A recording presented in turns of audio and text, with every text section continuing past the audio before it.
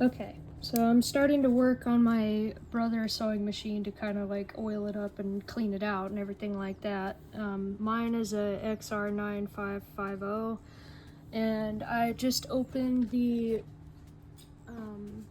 plates on the machine to get it down into the what is that called? The bobbin case. So for this machine, this should just come off with the latch right here. And then I unscrewed this and this to get the other plate off. Just carefully lift it off. And then before anything else, you wanted to make sure that you take your needle out, obviously, and remove the foot so you can easily get to everything that you need to get to.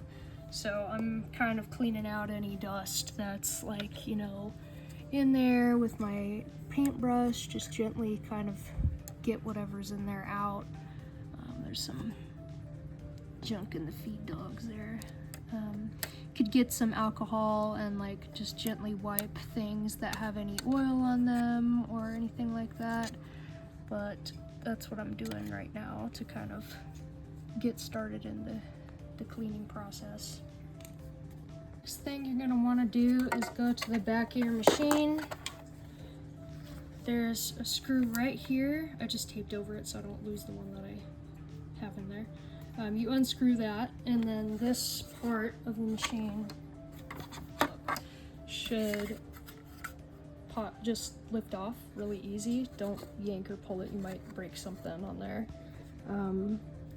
Yeah, so that's how you get into that part. So I just took off this screw here behind the machine, this one, and this little one right here. It's just loose, I'm gonna pull it out in a sec. This one, and this one. Make sure you take all those screws out and set them aside, or tape them inside the hole so you don't have to like set the screw aside actually, so you don't lose it. Okay, so there's more screws back here that you gotta undo as well to get ready to do the next step. But some of these machines have, let me set this down real quick. Have a plate on the bottom that you also have to remove, so I'm gonna also be taking the screws from that and taking it off.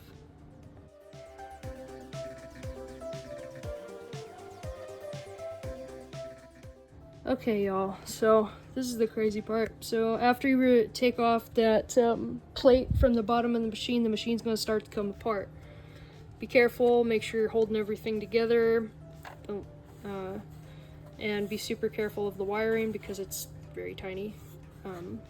There's gonna be, I already took mine out because I was following another person's tutorial on how to properly do this.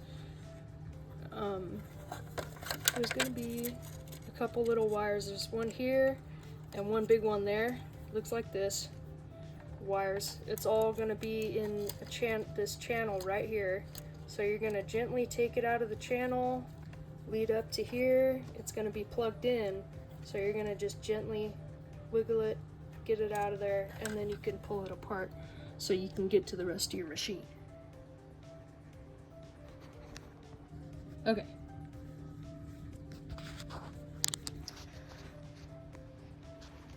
Finally got pretty much all the lint out of my machine. I was just being really careful to get the lint out of this entire area because eventually, like if there's any lint in there, it's gonna start destroying the machine because it gets in all the springs and all that stuff and it starts breaking it down, so it's not good to have any lint whatsoever in that area. So carefully take a brush and just really get in there and clean that. Then the same thing with this, just really get as much lint out of there. If any that you can see, get it out of there. You want this machine nice and clean before you start oiling anything. And then when you start oiling stuff, I started working on anything, obviously like my serger video, anything that moves. So I turn all this here that's moving, you put a little drop there, drop there, drop there, And then you want to get between these bushings. There's 4 of these right here. And you get right here and right here on each side of these. There's one over here, but it's like real hard to see, but you can get in there and do it. So there's that part, and the other side is like in there, so you have to get really close and make sure you're not getting any oil on any of the wiring or anything like that behind here. You want to be real careful not to overload it, so just like a drop or 2 will do. Turn the wheel as you go to like kind of spread the oil, make sure everything's getting all nice and lubed up before you start moving on to anything else. The needle bar, of course, you get it to where like right above here and right above here, that's where the bar is going to be moving up and down for everything. Then yeah, so that's where I'm at right now. And I also oiled this one. I need to get to the other bushing as well. I'm not too sure how to do that one just yet. Okay, so I found where that other bushing is. I'm gonna clean some of that right now, but you get right in here with the oil, put a little bit there, and then you get just a little bit right there so you can oil that part up too. But I gotta clean this little piece though, because it's kind of dirty, you know. You just get a little brush and you start kind of wiping it away a little bit. You don't want too much like nasty black gunk in there, because that'll start like messing stuff up after a while. Just some oil. So yeah, you get in there and clean that up a bit. You wind the wheel. There's some more.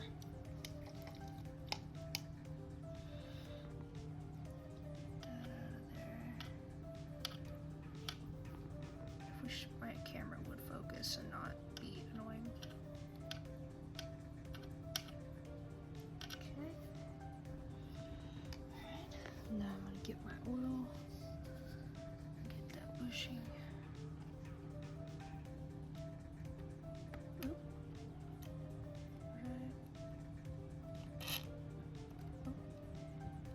And 2.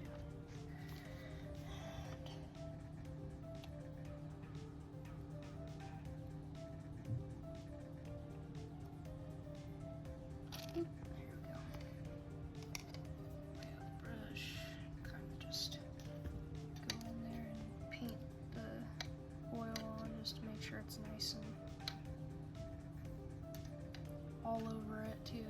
And then you crank it. There you go. Go through and make sure everything's all nice and mixed. And that's how you get to that one. Alright, y'all, so here's what I did. I finished oiling this area here, and then I also went in and put some of that stuff on this lobe right here between there and the gear. You want to make sure that the gear is greased up as well after you clean it. And then you get on the other side of that this lobe here, and you're gonna put oil here as well, and you want that nice and oiled up because eventually the metal could like destroy the plastic, especially like if it's not oiled properly, or if it's not or if it has a ton of what is that, lint in it. So at that point I'm pretty much done like cleaning and oiling everything, and I'm gonna just have to put it back together next. Alright, I'm gonna try to record this with one hand. So these wires are coming from this half of the machine. Once you're done with everything, you're gonna really gently try to slide that, oh god, the wiring back into that channel there. Come on. And oops, that little guy back over there.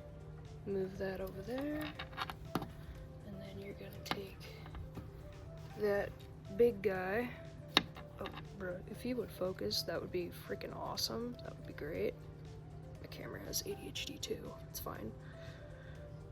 So, yeah, you're gonna kind of try to stick this little guy right back in its spot. You want to make sure that it's all the way in nicely. gently. Nobody gets left behind. Alright, same thing with this little guy. Come on. Oh, shoot. Come on.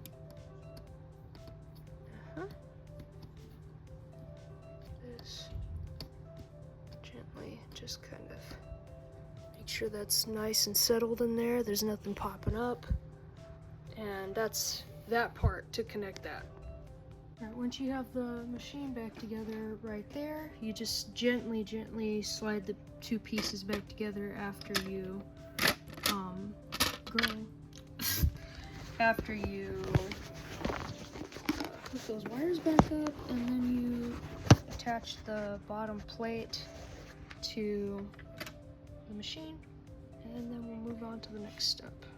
So now that the plate's back on the bottom, I'm gonna screw in all of the screws that I have taped in their spots, including this one. That's the only one that's actually loose because, well, girl, I can't tape it there. So I'm gonna go ahead and do that. I was literally about to put this cover on, bruh. I was about to put this cover on and I didn't screw this screw in, so don't forget that one. And then just kind of easily try to like fit it on there. It can be a little finicky, so just be as gentle as possible. But yeah, and then you screw the screw in the back. So I'm gonna do that, and then we'll move on. Okay, now you put your bobbin case back in here nicely. Oh, bruh. Of course I would do that. Of course I would do that.